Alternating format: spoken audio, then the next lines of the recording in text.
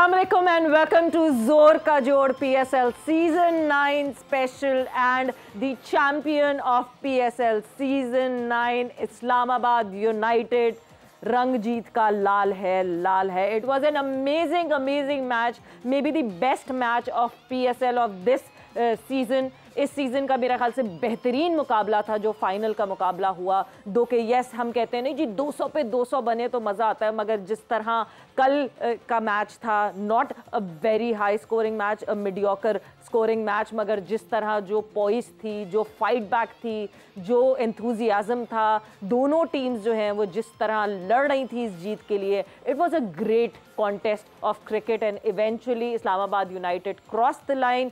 इमाद वसीम, जिस तरह इमाद वसीम लगातार परफॉर्म कर रहे हैं इस्लामाबाद यूनाइटेड के लिए, एंड स्पेशली प्लेऑफ्स में आके जिस तरह हाईलाइटेड परफॉर्मेंसेज आई हैं उनकी, this took Islamabad United further on towards crossing the line. बात करेंगे इस मैच के हवाले से. मैं हूँ सवेरा पाशा और मेरे साथ मौजूद हैं हाफिज़ मोहम्मद इमरान. और जैसे सवेरा, सबसे अहम और अच्छी बात ये हुई है कि PSL का पूरे का पूरा जो इवेंट था ये बड़े पुरअमन तरीके से और खुशगवार अंदाज में अख्ताम को पहुंचा है, क्योंकि जब नहीं हो रही थी PSL, उससे पहले ये थी कि इलेक्शंस हो रहे हैं, इसकी तारीख़ों में बहुत सारे मुश्किलात पाकिस्तान के लिए हो सकती हैं.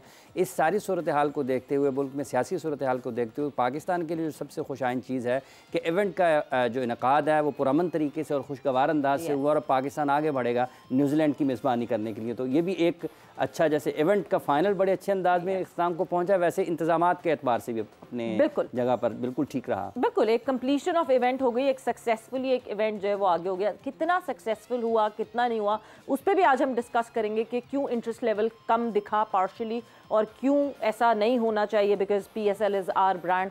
सो यस, डिस्कशन का आगाज़ करते हैं और सबसे पहले जो है हम इंट्रोड्यूस करवाते हैं अपने एक्सपर्ट्स को. सो हमारे साथ मौजूद हैं हमारे अपने लाला शाहिद खान आफरीदी. लाला अस्सलाम वालेकुम. वालेकुम अस्सलाम. वालेकुम अस्सलाम. साथ ही साथ हमारे साथ मौजूद हैं जोर का जोड़ के एक और फैमिली मेंबर PJ मीर साहब. अस्सलाम वालेकुम, वेलकम टू द शो.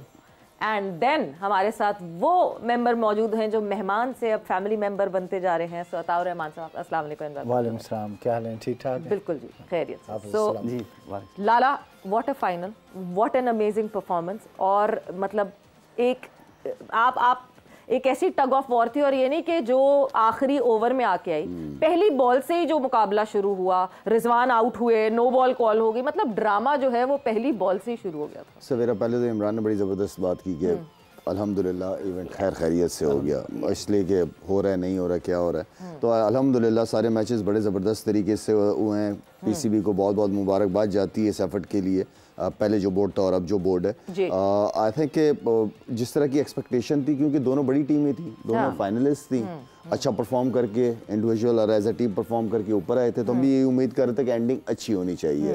तो आउटस्टैंडिंग एंडिंग हुई है, मज़ा आया है. कभी गेम इस तरफ था, कभी उस तरफ था. अच्छा, इस पिच पे सवेरे जो पिच जिस तरह की नज़र आ रही थी, स्कोर उतना नहीं हुआ जितना होना चाहिए था इस पिच के ऊपर.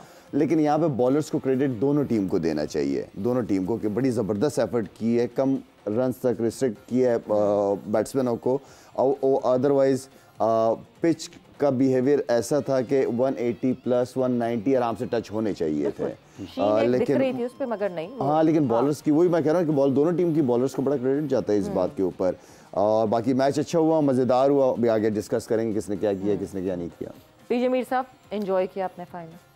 ये कहते हैं कि I think this is one of the very few exciting matches जो हमने इधर देखे हैं. एंड द फाइनल रियली, वो कहते हैं ना, आइसिंग ऑन द केक. बिल्कुल. Were you rooting for a super over? क्योंकि आखिर में तो मुझे लगा हो गया super over. It could have gone anywhere. देखो वो हुनैन जब आया है, अगर वो ना करता, हो सकता है कि बॉल मिस हो जाता. यू नो, हो सकता है वो आउट हो जाता. हो सकता है आउट हो जाता. Scores world level. अच्छा, मैं उस वक्त PG में पता क्या उम्मीद कर रहा था, जितनी फील्ड क्लोज ले ली थी ना, और वो इतना एक्सपीरियंस बॉलर था, मुझे लग रहा था कि वो उसको यॉर्कर करेगा. यस, वो लग ऐसे ही रहा था कि यॉर्कर की ही तैयारी थी, बट मुझे लगता है कि वो यॉर्कर अप्लाई नहीं हो सका या वो स्लोअर वन. आखिरी के बैट्समैन को स्लो वन मैं नहीं मानता. यॉर्कर होने चाहिए. और बिल्कुल PG भाई, नहीं बिल्कुल. और उसमें ये था ना, ये एक टेल एंडर आया, और बिल्कुल सही शायद कह रहे हैं कि यू नो, आप उसको ब्लॉक होल में कर देते, लोग तो आपने आगे रखे, लेकिन उसने विड्थ दे दी, उसको विड्थ दे दी, उसने गाइड कर दिया आगे, और मैच बना है टच होने पे या मिस होने पे. yes, वो टच हो गया, एंड दैट्स इट. बिल्कुल। क्योंकि उस वक्त आप डिफेंड नहीं कर सकते। उस वक्त एक ही तरीका है, या इधर इधर पास लेके आए आप और आपने सारे रखे हुए क्लोज, क्योंकि उन्होंने तो भागना ही भागना है, उन्होंने तो रुकना है ही नहीं। ये जब आप बाहर बैठे होते हैं तो सब समझ आ रहा होता है, जब अंदर होते हैं ना फील्ड में इस मोमेंट पे मुझे नहीं लगता कि कुछ समझ आ रहा होता है। आजकल मैं शायद और रता हम बाहर बैठ के ना 9 आउट भी कर लेते हैं और 200 रन भी कर लेते हैं। ये तो यही बहुत इजी होता है। इवन कि सवेरा कर देती है आउट, हाफिज इमरान साहब कर लेते हैं। हाँ एक हाथ से कैच पकड़ लेते हैं ना, बिल्कुल। बट यस, कल क्या हुआ मैच में, कैसा रहा मैच समरी पे नजर डालते हैं, फिर आपकी तरफ आएंगे और आपसे पूछेंगे मैच के हवाले से जी। सो ये जी बिल्कुल, 159 रन 20 ओवर्स में 9 विकेटों के नुकसान पर मुल्तान सुल्तान ने पहले बैटिंग करते हुए स्कोर किए। 40 गेंदों पर 57 रन बनाकर उस्मान खान सबसे ज़्यादा रन बनाने वाले खिलाड़ी रहे। इफ्तिखार अहमद ने 20 गेंदों पर 32 रन नॉट आउट स्कोर किए। मोहम्मद रिजवान के 26 गेंदों पर 26 रन थे। इमाद वसीम ने 4 ओवर्स में सिर्फ 23 रन के एवज 5 विकेटें हासिल की। शादाब खान के 4 ओवर्स में 32 रन बने हुए 3 विकेटें हासिल करने में कामयाब रहे। हुनैन के 1 ओवर में 17 रन बने और विकेट कोई नहीं ले पाए। इसके जवाब में मार्टिन गप्टिल ने 32 गेंदों पर 50 रन स्कोर किए, 22 गेंदों पर 30 रन स्कोर किया आजम खान ने, और 17 गेंदों पर नॉट आउट 19 रन की इनिंग्स इमाद वसीम ने खेली। 2 विकेटें हासिल की। इफ्तिखार अहमद ने 3 ओवर्स में 19 रन देकर 4 ओवर्स में 21 रन खुशदिल शाह के थे और 2 विकेटें ये हासिल करने में कामयाब रहे। डेविड विली के 2 ओवर्स में 15 रन बने और 1 विकेट ये हासिल करने में कामयाब रहे। मैच के अख्ताम पर जब 20 ओवर्स मुकम्मल हुए तो 163 रन 8 विकेटों के नुकसान पर बनाकर इस्लामाबाद यूनाइटेड ने ये फाइनल 2 विकेटों से अपने नाम किया। बिल्कुल जी। सो इस तरह इस्लामाबाद यूनाइटेड ने जो है वो 2 विकेटों से जीत हासिल की। आप ये देखिए तो अता साहब, मतलब मैच समरी देख के ना कोई अंदाज़ा नहीं लगा सकता कि क्या हुआ उस वक्त। अगर जिसने मैच नहीं देखा और जो मैच समरी देख रहा है उसको बिल्कुल भी अंदाज़ा नहीं होगा कि कितना फियर्स मुकाबला था और किस तरह इधर से उधर झूल रहा था ये मुकाबला। बिल्कुल सवेरा, वो नर्व्स थी ना, वो बड़ी कंट्रोल करनी पड़ती थी। छोटे दिल वाले जो थे ना मैच, वो तो काफ़ी घबरा गए थे। मैं भी घबरा हुआ था थोड़ा सा। देखते हैं ना, हम खेलते तो नहीं है, छोटा दिल को नहीं है, लेकिन वो एक होती है कि यार इस जगह पे ऐसे होना चाहिए। ये टीवी एंड से गेम कर रहे थे यार, दरअसल हमें टीवी एंड से तो मेरे उस्तादों में उस्ताद हैं शाहब हबीब साहब, तो मैं उनके साथ पूरा मैच डिस्कस टीवी पे हम देख रहे थे। तो वो कराची में थे, तो मैं इधर से तो शाहब भाई अब क्या होगा, ये तो आउट हो गए। तो उन्होंने भी यही कहा था मुझे कि ये मैच जो है ना इस्लामाबाद ही जीतेगी। तो लेकिन मुकाबला बहुत अच्छा हुआ है, बहुत अच्छा। और दोनों टीमें बराबर की थी। वो ऐसे याद आ गया मुझे शारजा वाला जुएद भाई वाला मैच जिसमें छिक्का लगाया था लास्ट बॉल वही एक किस्म का मैच, यहाँ छिक्का नहीं लगा हुआ।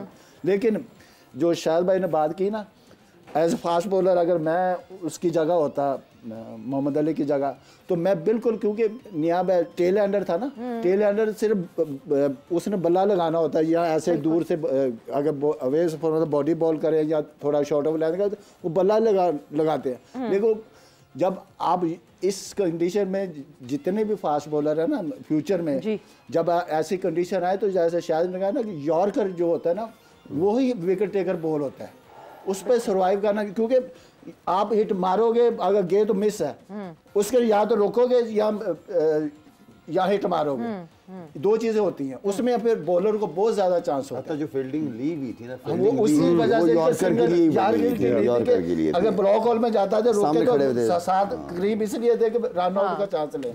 मतलब आप ये देखें कि टेल एंडर ने गैप ढूंढा और गैप ढूंढ के उससे बॉल दोनों फील्डर्स खड़े रह गए की वजह से। नॉन एक्सपीरियंस था, छोटा, उसके पास एक्सपीरियंस नहीं था बॉलर के पास। अगर एक्सपीरियंस वाला बॉलर होता तो वही करता ball yorker.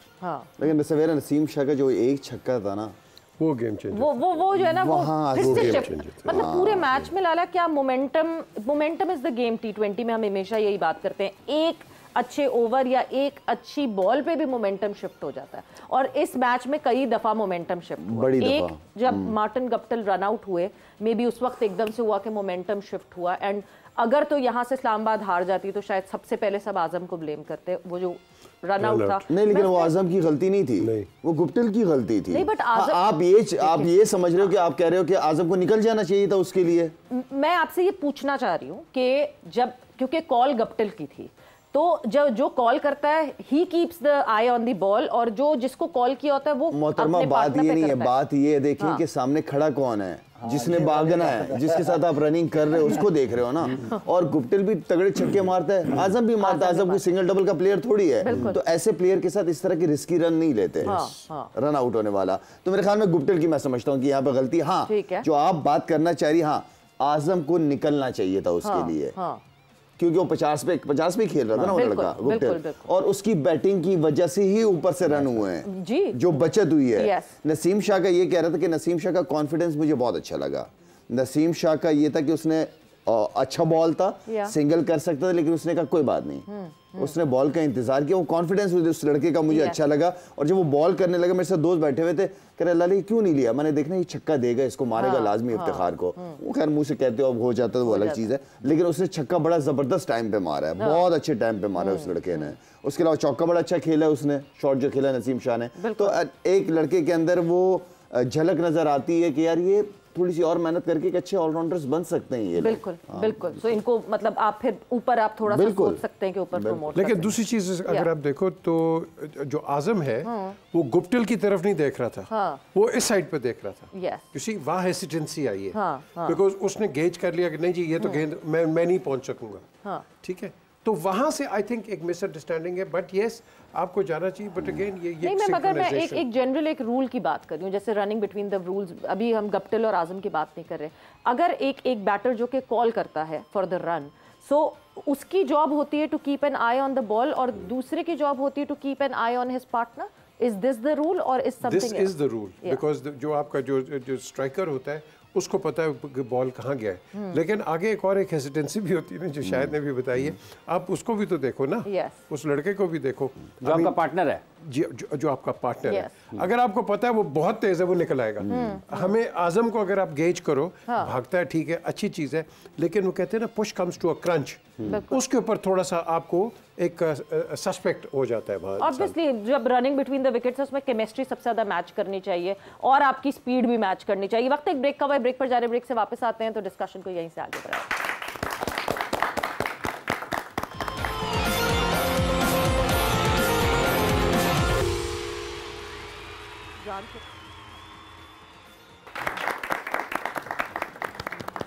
And welcome back to जोर का जोड़ PSL सीजन 9 स्पेशल। बात हमारी हो रही है जो एक्साइटिंग फाइनल कल खेला गया है and the champion that we have Islamabad United. Hafiz, आपने एंजॉय किया फाइनल के नहीं किया? लेकिन मुझे सबसे अच्छी बात जो अभी तक अब थोड़ी सी डिस्कशन हुई, शायद मैंने जो नसीम का जिक्र किया, मतलब लास्ट ओवर सिक्सर स्पेशलिस्ट लगता है, जैसे शारजा में, फिर श्रीलंका में और फिर यहाँ पर शायद भी इस हवाले से कि ये मेंटल एक उसका है, टफनेस है, ज़हनी तौर पर मजबूत है कि ऐसे किस्म के हालात में बड़े शॉट्स खेल लेता है। भैया वैसे अच्छी बात है, मेरे ख्याल में ये हमारे लिए अच्छी बात है और इस तरह के प्लेयर्स हमें चाहिए। और ख़ासतौर पर T20 फॉर्मेट के अंदर हमें नीचे से 6 नंबर के बाद भी हमारे पास ऐसे बैट्समैन होने चाहिए जो हिट कर सकते हैं, कॉटनी वॉश टाइप के नहीं चाहिए। ये है और नसीम शाह ने 2-3 दफ़ा प्रूव करके दिखाया है कि मौके के ऊपर अगर आपके पास 6 बैट्समैनों के अलावा अगर आपके पास नीचे शाहीन बैटिंग करता है, नसीम बैटिंग करता है, हारिस रऊफ बैटिंग, 1-2 मतलब एक्सपेक्टेशन के अंदर जा रहे हो कि हम उम्मीद कर सकते हैं कि यार ये बड़ी हिट मार सकता है। तो ये 3 लड़के मिला के भी एक बैट्समैन बन जाते हैं, तो 7 जेन्युइन बैट्समैन हो जाते हैं। 3 लड़के मिला के 3 लड़के मिला के एक बैट्समैन हो गया। वैसे T20 में कितने रन करने होते हैं? हाँ बिल्कुल। और मेरे ख्याल से मॉडर्न डे क्रिकेट में पीजे मीर साहब यही है कि जिस टीम की जो है वो टेल अगर थिक है तो वो they can take advantage of that. अगर आपकी बैटिंग आपको अगर 11वें नंबर तक मिल रहा है कि हाँ जी आप डिपेंड कर सकते हैं, तो इससे अच्छी बात क्या हो सकती है? देखिए टेल तो अब बहुत एक प्रोमिनेंट पार्ट, आप वर्ल्ड कप भी देख लो, T20 भी देख लो, PSL देख लो, जो टेल है वो आके हर जगह उसने परफॉर्म किया है। और इसके अंदर अगर हम बात करते हैं तो शाह ब्रदर्स आई थिंक बड़ा इम्पोर्टेंट इनका रोल था दोनों का। लेकिन अगर आप इस पूरे गेम को एनालाइज करो, 50 अगर करता है इस्लामाबाद यूनाइटेड वो 6.4 ओवर्स में, फिर वो भी करते हैं 6.6 ओवर्स में 50, 100 वो 12 में करते हैं, ये 100 13 में कर जाते हैं। गेम ऊपर है, गेम तो टेल एंडर की है सारी। गेम सारा जो बनता है मोमेंटम वो टेल एंडर ने बनाया है। Last final 5 overs burst yes they were. लेकिन एक थोड़ी सी डिसअपॉइंटमेंट हुई है ओसामा की। ओसामा को सही यू नो इस मैच में पैंटी पड़ी है, but I don't know why he was way of. ये कल भी शायद मैंने बताया था उसका, आपने शायद मैंने कल बताया था। अच्छा उसकी पीजी भाई उसकी सबसे अच्छी चीज़ ये थी ना कि जैसी उनका मेन विकेट टेकर बॉलर था, उसी ने की सबसे ज़्यादा विकेट ली थी ओसामा, मेन बॉलर था मुल्तान सुल्तान का। आप गुप्टिल का माइंडसेट चेक करें कि उसने आके उसकी लाइन और लेंथ ही खराब कर दी। उसने ये नहीं देखा कि इसने हाईएस्ट आउट किए, इसी को अटैक करो, इसी को प्रेशराइज करो। वो तो क्या इनिंग है, क्या शॉटें मारी उसने, जो बीच के छक्के मारे उसने। तो ये उनका माइंडसेट है गोरों। हम ओसामा की बात कल भी कर रहे थे, क्या आज वो प्रेशर उस तरह का क्रिएट इसलिए नहीं कर सके कि उनकी सराउंडिंग में वो प्रेशर क्रिएट नहीं होता? प्रेशर तो क्रिएटेड था सराउंडिंग में, फिर क्या हुआ? ये जो शायद अटैक कर दिया ना, उसने सारा प्रेशर उसके ऊपर डाल दिया ना। मगर फिर लाला एक चीज जो मैं क्या ओसामा को लेट इंट्रोड्यूस किया? Was he sent later? Maybe बी एक वजह ये भी होती है कि अब Guptill was almost set, Guptill set हो चुके थे उस टाइम फ्रेम में। ओसामा जो है वो मेरा ख्याल से 12th ओवर के बाद आए हैं, 12 ओवर के बाद अगर आए तो लेट आए। उसकी वो तो आफ्टर स्ट्रेट आफ्टर, इसलिए कि मेन बॉलर है आपका, मेन बॉलर को तो पहले बॉलिंग कराते हैं, इफ्तिखार को पहले बॉलिंग करवा दी। वो इस वजह से कराई क्योंकि उस वक्त खब्बे खेल रहे थे, गुप्टिल के साथ खब्बा खेल रहा था, के साथ लेफ्ट हैंडर नहीं, लेफ्ट हैंड नहीं खेल रहा था कोई भी, तो फिर इफ्तिखार से बॉलिंग होगी, करवाइए ना। वहाँ तो मेरा मतलब है कि आपका जो विकेट सबसे हाईएस्ट विकेट टेकर है वो आप 12 ओवर के बाद कर रहे हैं। होना तो ये चाहिए था कि जनरल बॉलर्स के बाद 6 ओवर के बाद आ जाना चाहिए था ओसामा। जो आपने कल बात की थी ना ओसामा की, आप वो वहीं पे आ जाते हैं कि जब उसके ऊपर प्रेशर आता है तो फिर वो एक्सपेरिमेंट पे जाता है, प्रेशर से निकला नहीं। कल भी वो जो आपने भी कहा कि गुप्टिल ने उसको उड़ाया, गुप्टिल ने उसकी अच्छी बॉलों पे छक्के मारे, उसकी समझ जो है ना वो आ नहीं रहा था कि बॉल करूं कहाँ उधर उसको। तो आई थिंक ऐसा डे होता है, पॉजिटिव बॉलर ने अच्छी परफॉर्मेंसेस किए, सामने कोई बार ऐसे बैट्समैन आ जाते हैं जो आप अंडर प्रेशर कर देते हैं। बिल्कुल। और पॉजिटिव डे की आप बात करें तो इमाद वसीम, अ फाइफर इन द फाइनल। बिल्कुल इमाद ने बड़ा अच्छा परफॉर्म थ्रू आउट, और मैं देख रहा था कि 3 मैचों में वो लगातार मैन ऑफ द मैच हुआ है। बिल्कुल बिल्कुल। और आई थिंक कि इसको अपने रिटायरमेंट वापस लेनी चाहिए और इसको पाकिस्तान से खेलना चाहिए। बिल्कुल। और बाकी जो बात कर रहे थे हम, ये जो गुप्टिल की और ओसामा मीर की, कि वो उनकी तरफ से मेन बॉलर था और ये इनकी तरफ से मेन बैट्समैन था। बिल्कुल। तो जब मेन बैट्समैन आता ना क्रीज पे, तो अच्छा कप्तान, I never say that he is not a good captain, he is a great captain Rizwan. इसने थ्रू आउट पूरे टूर्नामेंट में बड़ी अच्छी कप्तानी की है। लेकिन थोड़ी सी बाद दफा जब हो जाता है कि बड़ा मैच हो, वो बात ज़हन में नहीं आती, या कोई ऐसा प्लान किया होता है कि इसको उस वक्त लाएंगे। लेकिन जो अच्छा कप्तान होता है, जब मेन प्लेयर आता है ना, तो अपना मेन बॉलर ही लेकर आता है। तो वो चीज़ इनको थोड़ा सा आई थिंक नुकसान देगी। अच्छा, आप लोग सारे यहाँ पे बैठे हैं, मैं आप लोग से पूछता हूँ कि अभी बहुत सारी आवाज़ें ये भी लगी हैं, कुछ चाहते हैं कि इमाद वसीम और आमिर वापस आएँ और कुछ चाहते हैं कि नहीं आए वापस। आप लोगों की क्या राय इस हवाले से? कह रहे वो खुद अपनी मर्जी से रिटायरमेंट ही ली है उन्होंने और उनको टीम में नहीं वापस आना चाहिए। आमिर का I don't think Amir should be in a position to come back, because जब आप एक इतने हाई उस लेवल से आप इधर नीचे आ जाते हो, आई थिंक आमिर का नहीं है। इमाद का you know one can consider, लेकिन आप फिर लेके आएंगे उसको, रिटायरमेंट लेके आएंगे, 2 मैच में परफॉर्म नहीं किया, तीसरे में उसको बाहर कर दोगे। सो आई थिंक अपनी इज्जत रखो, आपने बड़ा नाम कमाया है, लेट अदर्स कम। अगर आप समझते हैं कि आपने टाइम अपना लगा लिया है, very good, and we have the highest respect for you. लेकिन हमने कई प्लेयर्स देखे हैं पाकिस्तान हर जगह कि वो कम बैक करते हैं, और कम बैक के अंदर वो बेचारे इंस्टेड ऑफ कम बैक वो यू नो डाउन बैक हो जाते हैं सारे। सो आई थिंक आई वुड से कि यू नो वेल डन, आपने अच्छा किया है, बट जिस तरह हमारी पाकिस्तान में क्रिकेट है, हम बड़ों को ख़राब कर देते हैं respect wise. So you know I would say no. Okay, आप क्या कहते हैं? मेरा point of view as a performer उसकी मैं बात कर रहा हूँ जी। रिटायरमेंट लेना, क्योंकि बाज़ प्लेयर ऐसे होते हैं कि कुछ उनका एटीट्यूड ऐसा होता है। मैंने अभी मैं इसको कभी मिला नहीं हूँ ना, मैंने कोई इसको देखा कभी। इसको किसको आप इमाद की बात कर रहे हैं? इमाद को। अच्छा, तो बाद दफ़ा होता है कि इनका एटीट्यूड ऐसा होता है प्लेयरों के साथ है, जैसे मेरे बड़े अच्छे दोस्त भी हैं, बड़े भाई भी हैं, अमर सेल भाई, तो वो बाद दफ़ा लड़ पड़ते थे हीट ऑफ द मोमेंट, जो चीज़ उनको अच्छी नहीं लगती थी तो वो फिर सीनियर प्लेयर से भी लड़ जाते, तो उस वजह से भी उनको बड़ा नुकसान होता है, टीम को भी नुकसान होता है और प्लेयर को भी। तो जब एटीट्यूड आपका आप अच्छा है तो इसके बारे में मुझे पता चला कि जी प्लेयरों के साथ थोड़ा बहुत वो क्या कहते हैं, तो इनका गड़बड़ रहती है, तो वो जो होती है वो टीम को भी खराब कर देती है और माहौल को भी खराब कर देती है अनफॉर्चुनेटली। वो लफ्ज़ बड़ा मशहूर हो गया, वो हर टीवी पे कोई ना कोई यूज़ कर रहा है। रात को मैंने इंजी भाई से भी ये अनफॉर्चुनेटली वो ऐसे हो गया। तो वो चीज़ जो है ना वो टीम को नुकसान दे, लेकिन इसके बावजूद कि फिर आपके पास अगर आपने वर्ल्ड कप की टीम बनानी है तो आपके पास मिडल ऑर्डर में इस जैसा स्पिनर कोई है इसका नेमल बदल जो इसको रिप्लेस कर सके, जब हम स्ट्रगल कर रहे थे वर्ल्ड कप में स्पिनर्स के, बिल्कुल क्योंकि वेस्ट इंडीज में मैच होने हैं तो वहाँ पे स्पिनर का बड़ा रोल होना है। नहीं, दूसरा ये कि इमाद वसीम आपके लिए नया बॉल भी कर सकता है, नए बॉल के बाद। और तीसरी बात ये कि एक सबसे बड़ा एडवांटेज इमाद वसीम का एक्सपीरियंस विद सीपीएल, जितने टाइम से he is the CPL veteran, अगर जितनी सीपीएल इमाद वसीम ने खेली मुझे नहीं लगता किसी और प्लेयर ने हमारे शोएब मलिक हो गया, ये हो गया, आजम अब शुरू हो गया, मोहम्मद आमिर हो गए, ये खेले काफी क्रिकेट। मगर लाला सबसे पहला तो सवाल यही है ना कि उनमें से वापस कौन आना चाहता है। आपने मोहम्मद आमिर की बात की, आपने इमाद वसीम की बात की। I don't think Mohammad Amir is interested, he doesn't want to come back anymore because most probably कोई 2-3 महीने में he'd be British national as well. अच्छा, तो वो तो खत्म ही हो जाती है कहानी। Imad Wasim seems interested, but Imad Wasim को खुद रिटायरमेंट से ऑफ होना पड़ेगा तो अवेलेबिलिटी आएगी, ज़ाहिरी बात मतलब no one could go and beg him to do that. तो मुझे ये लगता है कि इन प्लेयर्स को खुद अपने लिए ये डिसीजन लेना चाहिए और बोर्ड के साथ बैठ के, या तो देखें या तो हमने पास्ट में इस तरह की एग्जांपल सेट की हुई हो जो सबके लिए हो फिर बराबर, कि अगर किसी ने ऐसा डिसीजन लिया है तो उसके लिए दरवाजे बंद। हमने ऐसे डिसीजन लिए भी नहीं है ना, बिल्कुल बिल्कुल। आप एग्जांपल सेट करते हो दूसरों के लिए, यंगस्टर्स के लिए, ताकि दोबारा के फ्यूचर में वो चीज़ ना कर सके।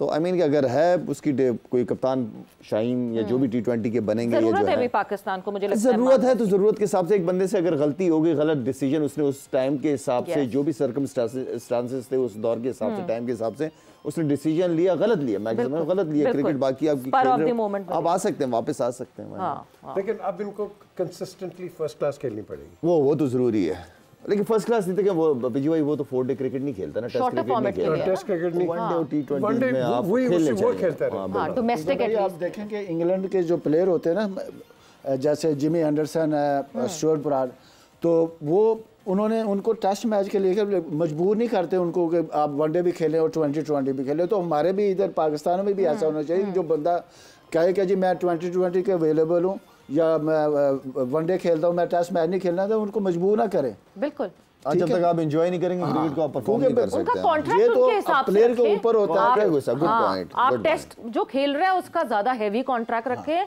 जो शॉर्टर फॉर्मेट में इंटरेस्टेड है उसका कम कॉन्ट्रैक्ट रखें। बिल्कुल ऐसे ही उन्होंने किया हुआ है कि टेस्ट मैच का जो कॉन्ट्रैक्टेड प्लेयर उनके जो सैलरीज है वो अलग है और वनडे वालों की अलग है और T20 वालों की अलग है। बट पीजे मीर साहब, फिर एक सवाल एक और मेरे जहन में आता है कि लेट्स से एक तरफ हो रहा है हमारा नेशनल T20, ठीक है, दूसरी तरफ हो रही है एक international league, let's say CPL हो रही है या BBL हो रही है, जिसका लेवल काफ़ी अच्छा होता है।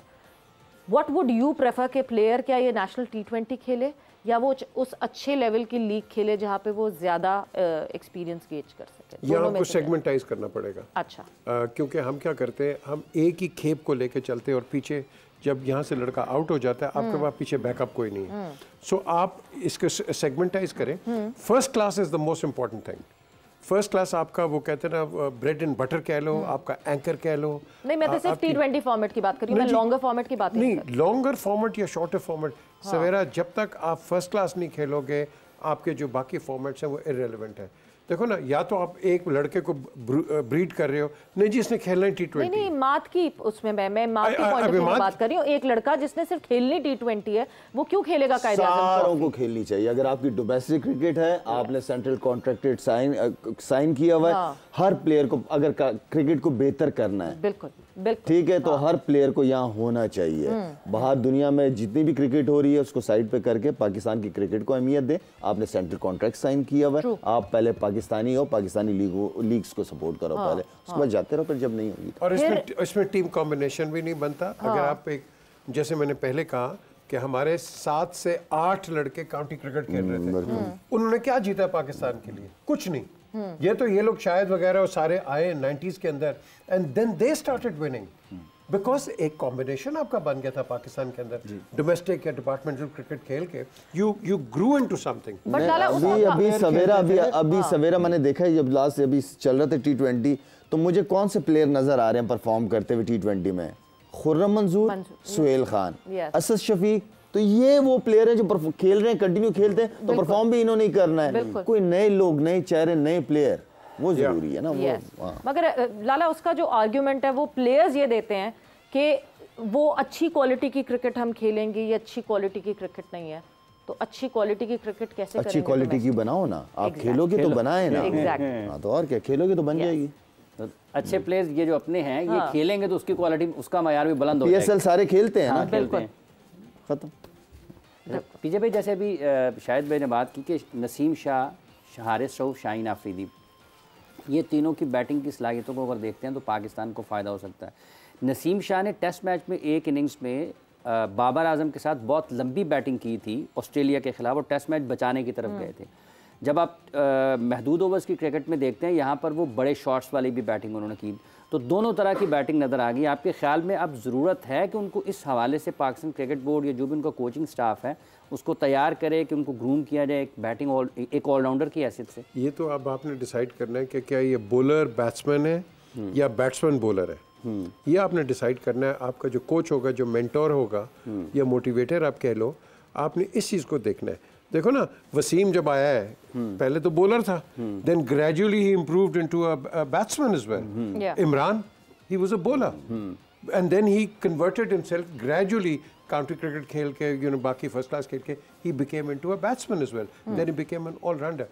इसके अंदर टेंडेंसी हम देख रहे हैं कि जिस तरह आप कह रहे हैं कि टेस्ट मैच में भी और T20 के अंदर क्यों शायद उसके अंदर इसने परफॉर्म किया, तो अब हम देखते हैं। और पर्टिकुलरली कल के मैच के अंदर जो वो छक्का मार गया, क्या कॉन्फिडेंट छक्का मारा है उसने। सो उसके अंदर कुछ तो है ना।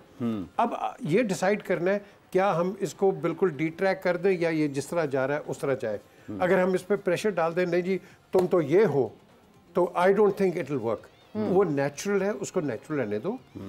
उससे आपने जो काम लेना है प्रिडोमिनेंटली आपने लेना है एज अ बॉलर, बॉलिंग। तो अगर आप बॉलर को अब थोड़ा सा डिट्रैक करोगे, मेरा ख्याल है कि गुड पॉइंट, बिल्कुल सही कह रहे हैं, अपने बॉलिंग पे ही फोकस करें।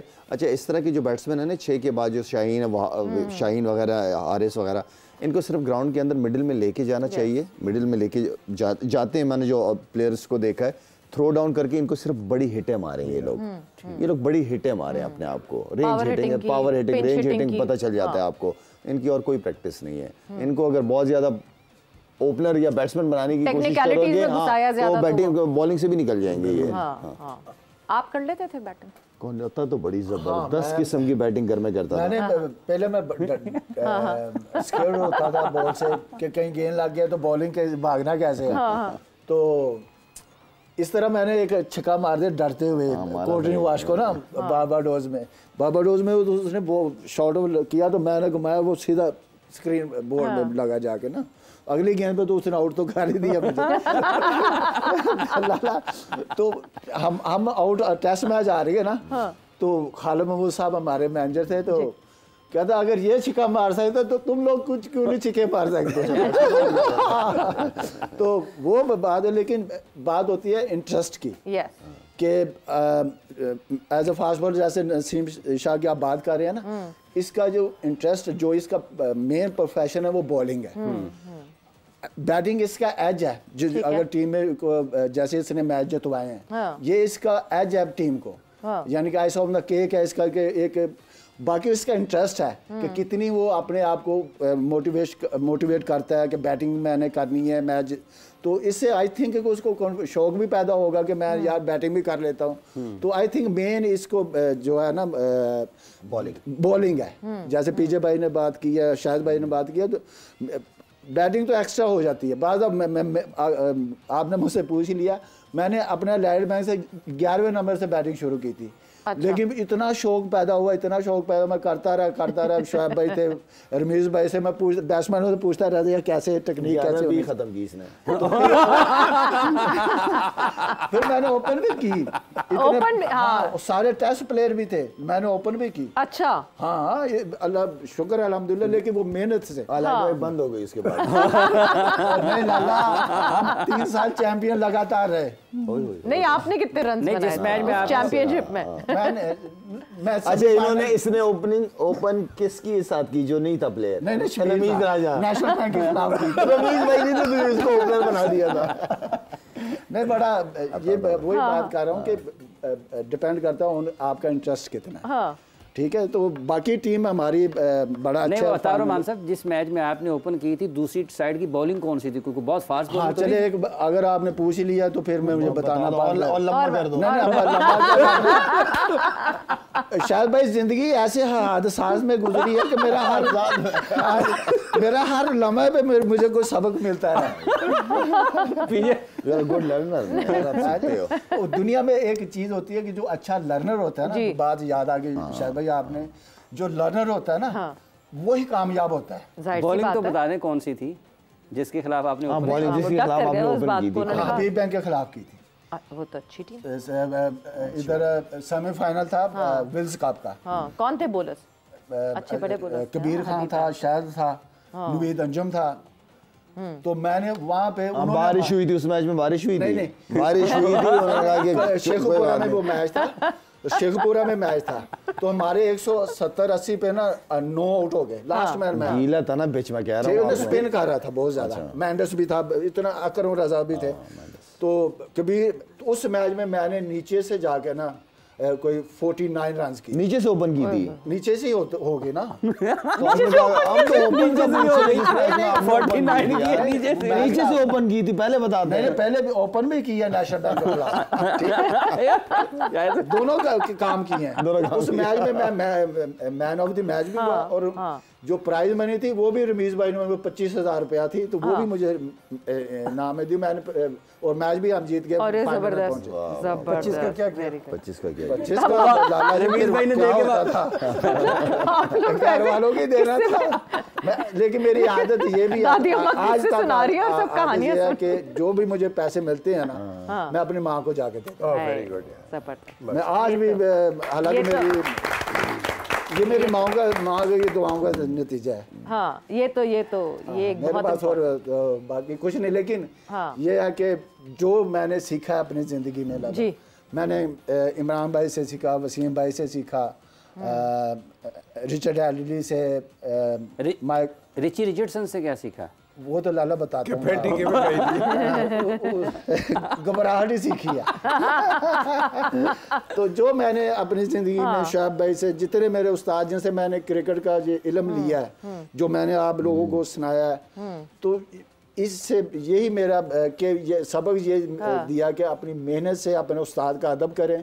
जो हमारे जो यंगस्टर हैं उनको चाहिए कि जो चीज़ हमारे माशरे में ख़त्म हो रही है, जो मैं देख रहा हूँ वो अदब की हो रही है। जी बिल्कुल। तो बड़ों का अदब और छोटों से प्यार, वो हमारे माशरे में ख़त्म हो रहा है।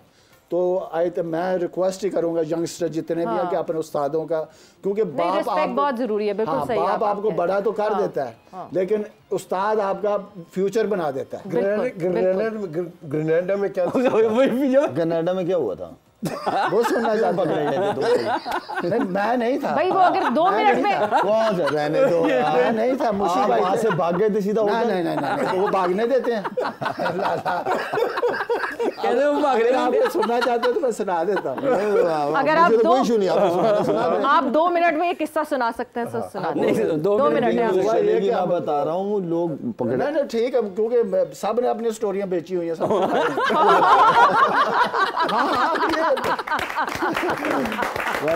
क्या हुआ?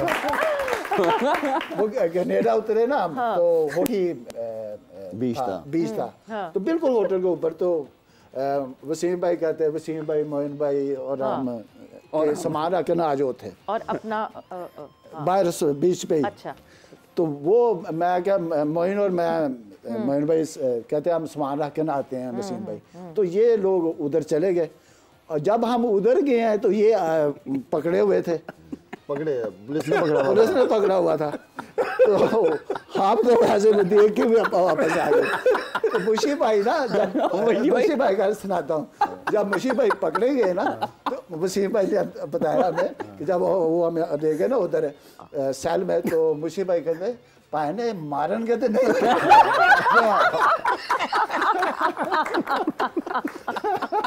क्योंकि पाकिस्तान का ट्रेंड तो ये हुआ था।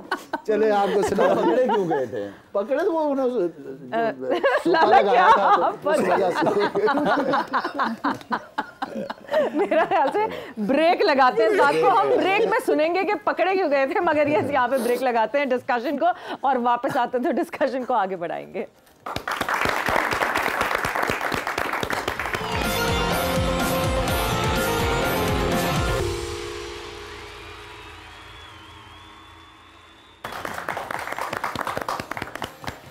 ज़ोर का जोड़ में आपको खुशामदीद कह रहे हैं एक मतलब फिर। बहुत ही शानदार अंदाज में पाकिस्तान सुपर लीग के नवे एडिशन का इख्तिताम हुआ है और उस मैच की गुफ्तगू भी हो रही है, साथ साथ कुछ माजी के वाक़यात भी हो रहे हैं। यहाँ पर हमारे पास हमारे मुअज़्ज़ज़ मेहमान भी बैठे हुए हैं जो कि इनका भी मेरा ख्याल है काफ़ी इंजॉय किया होगा जो लोग यहाँ पर आते रहे इन सारे दिनों में। तो किसी के पास कुछ सवाल है आपके पास? जी जी पूछें। अस्सलाम वालेकुम, मेरा नाम राना आमिर है और मेरा सवाल शाहिद भाई से है। शाहिद भाई, आपने अपना फ्यूचर क्रिकेट का कैसे स्टार्ट किया? कैसे शुरू किया मैंने? गली मोहल्ले से खेल के। हमारी ज़्यादातर क्रिकेटर्स जितने भी हैं सारों ने गली मोहल्ले में क्रिकेट खेले। आप खेलते हैं कि नहीं खेलते गली मोहल्ले में?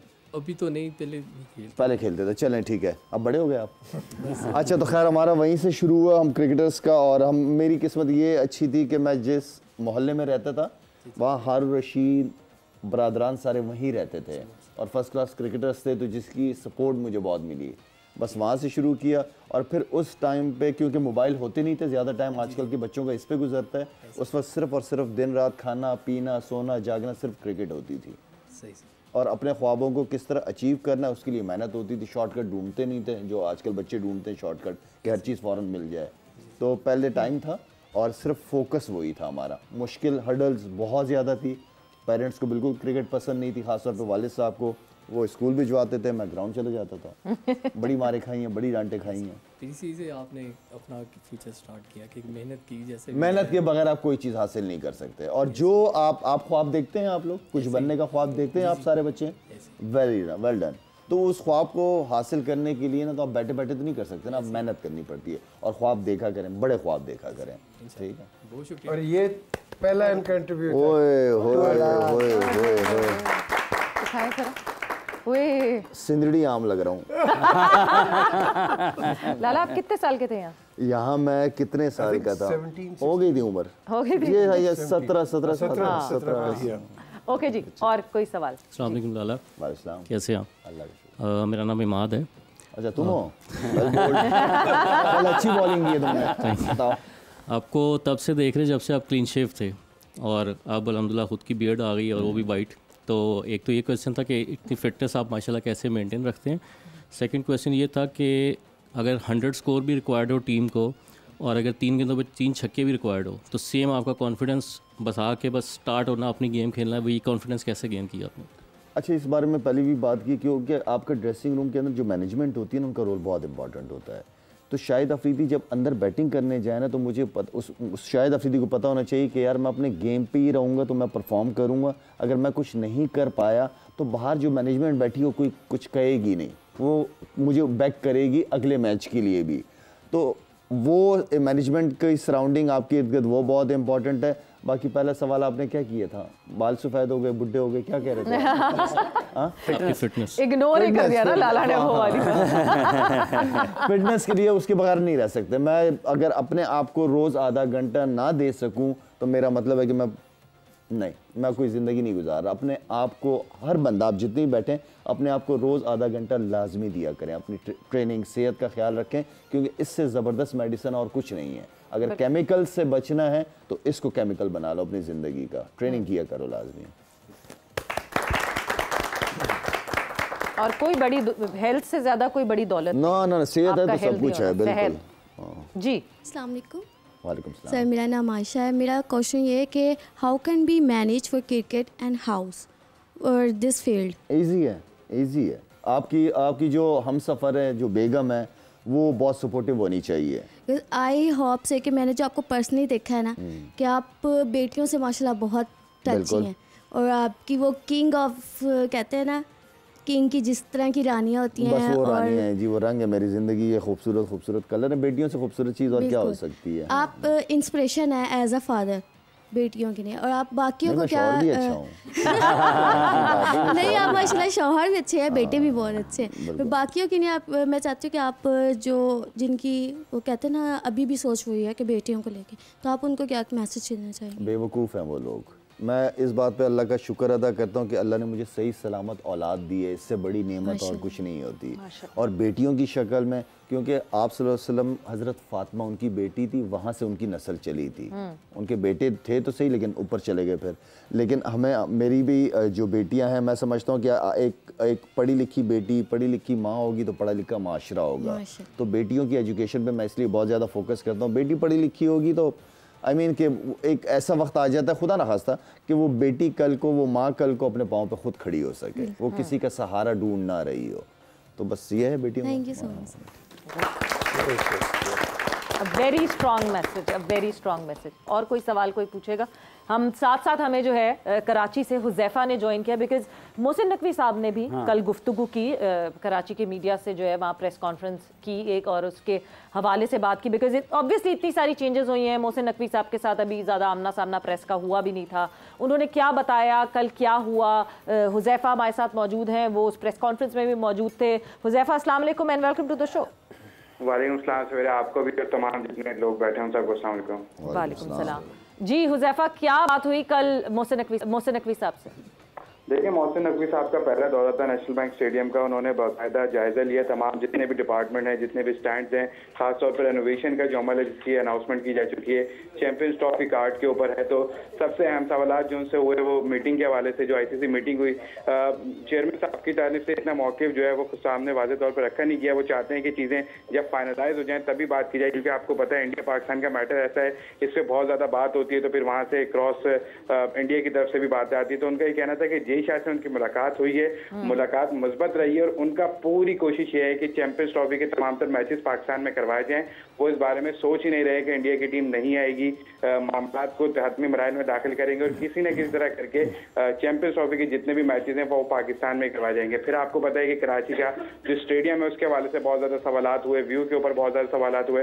तो उन्होंने बारहा इस बात को कहा कि मैं वादा करता हूँ आप सबसे कि ये तीनों स्टेडियम जो हमने चैंपियंस ट्रॉफी के लिए तैयार करने, ये state of the art stadium होंगे और आपकी ये जो भी शिकायतें वो खत्म हो जाएंगी। फिर हारिस रऊफ के इशू के ऊपर जो पॉलिसी के मसले मसाइल थे सेंट्रल कॉन्ट्रैक्ट के हवाले से, तो उन्होंने वाजे कर दिया कि जो पाकिस्तान क्रिकेट टीम को ये अवेलेबल नहीं होगा उसके ऊपर यही पॉलिसी लागू होगी। खिलाड़ियों को लीग खेलने की इजाज़त है, लेकिन अगर पाकिस्तान की कॉल होगी तो किसी भी फॉर्मेट में प्लेयर को अवेलेबिलिटी अपनी शो करनी होगी। कप्तान के हवाले से उनका कहना था कि कप्तान का पहले फैसला चेयरमैन PCB करते थे, अब चेयरमैन PCB के पास ये इख्तियार नहीं होगा, बल्कि जो सिलेक्शन कमेटी होगी वो कप्तान का फैसला करेगी, वही जवाब देगी अच्छी परफॉर्मेंस पे भी और बुरी परफॉर्मेंस पे। लेकिन साथ ही उन्होंने कहा कि जो इस वक्त सिलेक्शन कमेटी है मैं उसमें तब्दीली करने जा रहा हूँ, वो आपको एक हफ्ते में पता चल जाएगी। कोचेस के हवाले से भी उनका ये कहना था कि एक हफ्ते के अंदर जो है वो कोचेस को फाइनल कर दिया जाएगा, लेकिन कोच जो है गैर मुल्की होगा, क्योंकि बातें बहुत ज़्यादा आउट हो गई हैं। इसकी वजह से शेन वॉटसन ने मना कर दिया कि मेरी सैलरी भी आउट हो गई, ये चीज़ें भी हो गई। तो अब जो भी कोच होगा वो हम फाइनल अनाउंस करेंगे। इस वक्त हम कोच के ऊपर कोई बात नहीं कर सकते। ये तमाम चीज़ें थी, लेकिन खासकर जो उनका इस वक्त अहम चीज़ थी वो उनका दौरा था। उन्होंने हर एक डिपार्टमेंट में जाके जितनी वैकेंट लैंड थी उसको भी देखा, हर एक बंदे से मिले, और यही कोशिश थी कि चैंपियंस ट्रॉफी के लिए जो पूरा नेशनल बैंक स्टेडियम है इसको एक अच्छे तरीके से तैयार किया जाता है। इसमें ना सिर्फ लोकल फैंस ने आना है, बल्कि जब चैंपियंस ट्रॉफी हम होस्ट करेंगे तो इंटरनेशनल फैंस भी जो है नेशनल बैंक स्टेडियम आएंगे। ठीक। अच्छा हुज़ैफ़ा, ये जो पाकिस्तान टीम की अभी न्यूजीलैंड के ख़िलाफ़ सीरीज़ खेलनी है, उस हवाले से अगर कोई बात हुई है, और उसके साथ साथ जो अगर कोई पाकिस्तान जो मकामी कोचेज़ हैं या डोमेस्टिक क्रिकेट के हवाले से कोई बात हुई हो उनके साथ, चेयरमैन साहब के साथ, तो साहब से इस हवाले से बाकायदा तौर पे सवाल नहीं हुआ, लेकिन उनका इशारा इसी तरफ था कि इस वक्त जो कैंप होगा उसमें मुमकिन तौर पे जो मकामी कोचेज हैं उनके साथ ही पाकिस्तान क्रिकेट टीम जाएगी, क्योंकि अभी तक किसी भी इंटरनेशनल कोच के साथ हतमी फैसला नहीं हुआ। डैरन सैमी को भी अप्रोच किया गया, माइक हैसन को भी किया गया, शेन वॉटसन को भी किया गया। अभी भी मुतदाद खबरें हैं कि मुख्तलिफ इंटरनेशनल कोचेज से राब्ते किए गए हैं, लेकिन अब तक कोई फाइनल फैसला नहीं हुआ। तो मुमकिनात यही हैं कि जो ये वाली सीरीज होगी, न्यूजीलैंड की होम सीरीज होगी, उसमें मकामी कोचेज के साथ ही जाया जाएगा। हुज़ैफा, कल प्रेस कॉन्फ्रेंस हुई, शादाब खान की भी, अब्दुल रहमान साहब की भी, कुछ अनबन हुई अब्दुल रहमान साहब की प्रेस कॉन्फ्रेंस में? देखें, इब्तिदाई तौर पे गुज़िश्ता रोज़ जब प्री मैच प्रेस कॉन्फ्रेंस करनी थी मुल्तान सुल्तान ने, तो कराची मीडिया का ये मुतालबा था कि जो कैप्टन है वो प्री मैच प्रेस कॉन्फ्रेंस करे, क्योंकि उमूमी तौर पे नॉर्म होता है कि कैप्टन आते हैं प्री मैच प्रेस कॉन्फ्रेंस करने, और मोहम्मद रिजवान अब तक कराची में कोई प्रेस कॉन्फ्रेंस भी नहीं कर चुके थे। तो सबने मुतालबा रखा था कि, और अब्दुल रहमान साहब 2 दिन कबल ही प्रेस कॉन्फ्रेंस करने आए थे, लेकिन चूंकि आपको पता होगा कि उनसे मैनेजर ने ये बात नहीं मानी, फिर कोई बद इंतजामी हुई, क्रॉस क्वेश्चनिंग हुई मीडिया कॉन्फ्रेंस के दौरान, फिर मीडिया ने बाइकआउट कर दिया। तो ये चीज़ दिखाई बनी। फिर अगले दिन अब्दुल रहमान साहब दोबारा आए, फिर इस बात को वाज़ेह किया गया कि अब्दुल रहमान साहब से कोई इख्तिलाफ नहीं है, वो उनकी मैनेजमेंट से और मीडिया मैनेजर से सहाफ़ियों को इख्तिलाफ था। तो बहरहाल वो मामलात बाद में तय पा गए, लेकिन इशू यही था कि जो सहाफ़ी थे वो चाहते थे कि जो कप्तान है वो सामने आए और वो सवालात के जवाब दें, क्योंकि कप्तान ने टीम को लड़ाना होता है, और कोच एक रोज़ कबल ही आए थे, तो कप्तान का आना ज़्यादा बेहतर था। ठीक है हुज़ैफा, बहुत बहुत शुक्रिया आपकी इस अपडेट का।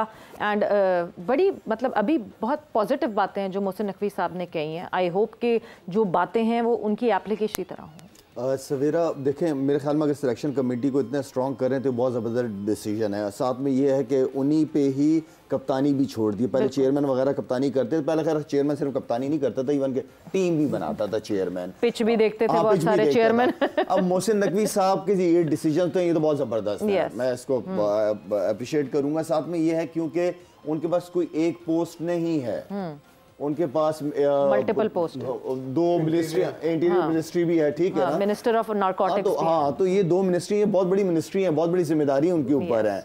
तो ठीक है, अगर वो अपने अंडर अपनी टीम को स्ट्रॉन्ग करते हैं, क्योंकि मैं हमेशा कहता हूँ कि लीडर काम नहीं करता, लीडर अपने इर्द गिर्द दिमाग जमा करता है, प्रोफेशनल्स जमा करता है, टेक्निकल लोग जमा करता है जो उस काम के मास्टर्स हो।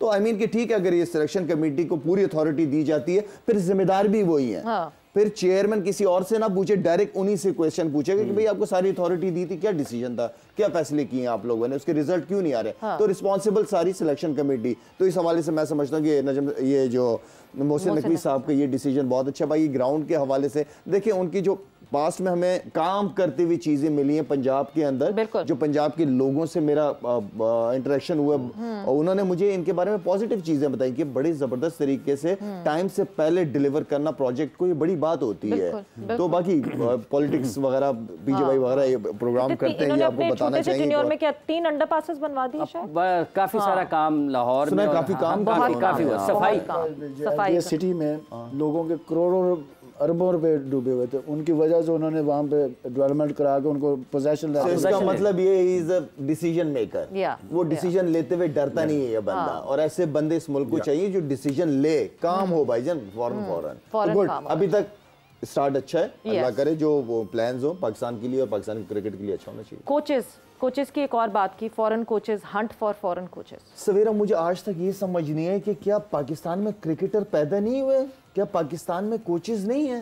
ये जो इतने लेवल 3 वगैरह यहाँ पे क्रिकेट एकेडमी में कराते हैं, किधर है वो कोचेस? किस वजह से पाकिस्तानी कोचेस की इतनी हम नहीं कदर करेंगे तो बाहर की दुनिया में हमारे कहाँ कोचेस की कदर होती है? हमारे कोचेस को क्यों नहीं बुलाया जाता फिर बाहर, एक आधा के अलावा? तो आई मीन हमारे पास हैं लोग, ट्रस्ट तो करो उनके ऊपर यार। आप इतना पैसा बाहर के कोचेस को देते हो, हैं हमारे पास भी कोचेस हैं, ऐसे लोग हैं, आप हैं, ढूंढो, बुलाओ, बात करो उनके साथ, प्लान दो उनको, खत्म। बट लाला क्यों फॉरेन कोचेस पे इंक्लिनेशन? क्या आपको लगता है शायद प्रोफेशनलिज्म ढूंढ रहे होते हैं वो, इसलिए इंक्लिनेशन होती है? ये भी हो सकता है, प्रोफेशनलिज्म लैक करते हैं, गोरी चमड़ी से हम लोग मुतासिर भी बहुत ज्यादा है ना, वो तो कॉलोनियल हमारा वो हमारा है। बाकी पीजी भाई डालें इसके अंदर, आप क्या कहते हैं? देखें, बिल्कुल शायद ने सही बात की है। हमारे अब मुश्ताक को ले लो, ठीक है, वेस्ट इंडीज, इंग्लैंड को जाके कोच करते हैं, हम यहाँ क्यों नहीं उनकी सर्विसेज फुल टाइम लेते? वाई दुनिया एक्सेप्ट करती है, लेकिन वो कहते हैं ना घर की मुर्गी दाल बराबर। तो द क्वेश्चन इज दाल के अंदर भी बड़े फायदे हैं। आप कम से कम अपने सिर्फ दाल बनानी अच्छी है, तड़का देना है। तड़का लगाओ। हम अपने लड़कों को रिस्पेक्ट नहीं देते। आपने सही कहा कि कईयों के अंदर वो एफिलिएशन हो जाती है कि वो लॉबिंग शुरू हो जाती है। भाई आप ऐसे आदमी को करो जिसकी कोई जो लॉबिंग नहीं सुनता है। एक हमारे सिलेक्टर थे इकबाल कासिम, मैं नेट्स पे गया, मैंने कहा इकबाल ये क्या हो रहा है? कहते हैं कुछ नहीं, इधर से कोई आ रहा है, कोई इधर से आ रहा है। ये जो अपने ही लोग हैं ये इनको इन्फ्लुएंस करते हैं, बाहर से कोई नहीं आता। ये अपने लोग हैं जो सिलेक्टर्स को ख़राब करते हैं। तो selectors should be totally out of it. और जिस तरह अभी मोहसिन ने बात की है, इन पे डेलीगेशन ऑफ अथॉरिटी दो टोटल, फिर इनसे रिजल्ट मांगो। अकाउंटेबिलिटी हो, ये क्यों नहीं हो रहा? And that is how it is done. System को टाइम दो, सिस्टम को टाइम दो। That is the way forward. आप बाहर देखो, अगर कोई सीरीज नहीं होती है ना, सिलेक्टर खुद रिजाइन कर देता है। यहाँ सिलेक्टर जो होता है वो कहता है जब तक मैं एक्सपायर ना हो तो मैंने रिजाइन नहीं करना। तो इस चीज को आपने खत्म करना है। तो ये उसी वक्त करोगे जब आप अपने सिस्टम्स मेंटेन करो। हम सिस्टम्स मेंटेन नहीं करते। नया चेयरमैन आता है, नई चीज आती है, फिर वो जाता है, फिर एक कोई नई चीज आ जाती है। कंटिन्यूटी पॉलिसी है कोई नहीं। सो हमें कंटिन्यूटी पॉलिसी पे रखना है। एंड आई होप, वो कहते हैं ना, हम सब उम्मीद से। पीजे भाई, जैसे अभी सवेरा ने प्रोफेशनलिज्म की बात की कि शायद प्रोफेशनलिज्म ढूंढते हैं। अगर न्यूजीलैंड के खिलाफ पाकिस्तान के कोच कामयाब हो सकते हैं, अगर पाकिस्तान के क्रिकेटर प्रोफेशनल क्रिकेट खेल सकते हैं, दुनिया में कामयाबियां हासिल कर सकते हैं, तो क्या वाकई ये प्रोफेशनलिज्म ढूंढ रहे होते हैं या फिर कंफर्ट ढूंढ रहे होते हैं? देखिए, पाकिस्तान के अंदर हमारी जो है ना अपनी लॉबीज वो बहुत ज़्यादा है। यार वो कौन, यार ये लड़का बहुत अच्छा है, यार इसको ज़रा उसको कह दे। हम यहाँ चलते हैं, बाहर इस तरह नहीं होता। बाहर आपको रिकमेंडेशन मिलती है, बट वो रिकमेंडेशन होती है मेरिट पे। तो मेरिट यहाँ आपका स्काउट है कोई नहीं। आप एक सीजन में स्काउट्स रख देते हैं, उसके बाद स्काउट आउट हो गया, फिर आप रीजनल क्रिकेटर्स जो होते हैं, जो डिपार्टमेंट्स होते हैं प्रोविंशियल क्रिकेट, फिर आप इनसे पूछते हैं हाँ जी आपके सिंध में कौन सा है, पंजाब में कौन सा है, खैबर पख्तूनख्वा में कौन सा है, फिर आप वहाँ चले जाते हैं। ये आपने क्लब लेवल पे करनी है। जब तक आप अंडर 19 को नहीं संभालोगे, पकड़ोगे, बाहर is too late. Am I right? बिल्कुल सही कह रहे हैं। दूसरा ये कि पीजी भाई, आपको जो है ना वो कोचेज, अगर आप बहुत ज्यादा मुतासिर हैं उनके माइंडसेट से, गोरों से, देन वो फिर आए और डोमेस्टिक ग्रास रूट लेवल पे काम करके दे, स्ट्रक्चर बना के दे आपको, वहाँ के बच्चों का माइंडसेट चेंज करें, फिर वहाँ काम करें। वहाँ जरूरत है। बात की है ना, ये जो आपने ग्राउंड लेवल पे काम करना चाहिए। हम उधर इंग्लैंड में रहते हैं, जितने भी पाकिस्तान के क्रिकेटर उधर सेटल हैं, जिन्होंने पाकिस्तान को सर्व किया, उनको वो नौकरियां नहीं देते। वो कहते हैं आप अपने मुल्क में जाओ, हमने हमारे जो प्लेयर हैं हम उनको नौकरियां देते हैं। ठीक है। और इधर वाले जो है, इधर हम अप्लाई करते हैं तो हमें बिल्कुल इग्नोर कर देते हैं, और उनको हाथों पे लिया होता है। उनको हाथों पे, पाकिस्तान में जितने पाकिस्तानी अच्छे प्लेयर दुनिया में, पाकिस्तान ने सबसे टैलेंटेड प्लेयर पैदा किए हैं, जिसमें जुएद भाई थे, ज़हीर अब्बास, सलीम मलिक, ये बड़े बड़े इंतजाम। क्या इंतजाम कोचिंग नहीं कर सकता? आप इन्हीं लोगों को, सॉरी तो बात कर रहा हूँ आपकी, इन्हीं लोगों के जो प्लेयर्स हैं ना 5, 6, 8, अगर आपने इनको फ्यूचर में कोचिंग करानी है, आप ऑस्ट्रेलिया भिजवा दो इनको। पहले 2-3 महीने 6 महीने वहाँ गुजार के आ जाए, उनका माहौल देखें किस तरीके से वो अपने क्रिकेट को डेवलप करते हैं, काम क्या करते हैं, आके वो पाकिस्तान में करें। देखें अभी मोहम्मद यूसुफ साहब, चलो इनको कोर्सेज करा दो, या चलो एजुकेशन दे दो ना इनको। कि ये कहते हैं कि जी इनको जो हमारे होता है यहाँ के, यहाँ हाजी शाहिद अनवर, उन्होंने लेवल 5 किया ऑस्ट्रेलियन, उन्होंने 20 साल कोचिंग की है क्रिकेट बोर्ड में, अभी भी वो कोचिंग के हेड कोच है। तो ये किधर जाएं? इन्होंने भी तो सर्व किया हुआ है ना, जो मैच सारे प्लेयरों को जानते हैं जी। तो हमारे अपने कोचेस, हमारे जो लोकल कोचेस है ना, इनको भी शायद ने जैसे कहा कि इनको भी ऊपर लेकर आना चाहिए, इनसे फायदा लें। जूनियर में बाहर से आप मुतासर ना हो। ये हमारे अपने प्लेयर, क्योंकि प्लेयर को जानता है। जब प्लेयर को जानता है ना, जब आपकी कम्युनिकेशन प्लेयर से अच्छी होती है तो वो उसे परफॉर्मेंस ले लेता है। ये बहुत एक इंटरेस्टिंग डिबेट चल रही है। इस डिबेट को हम आगे ब्रेक के बाद भी लेकर जाएंगे। प्रोज एंड कॉन्स क्या होते हैं? जब एक फॉरेन कोच आता है उसके फायदे और उसके नुकसानात क्या होते हैं, एक लोकल कोच होता है उसके फायदे और नुकसानात क्या होते हैं? ब्रेक पर जाएंगे, ब्रेक से वापस आएंगे, डिस्कशन को आगे बढ़ाएंगे।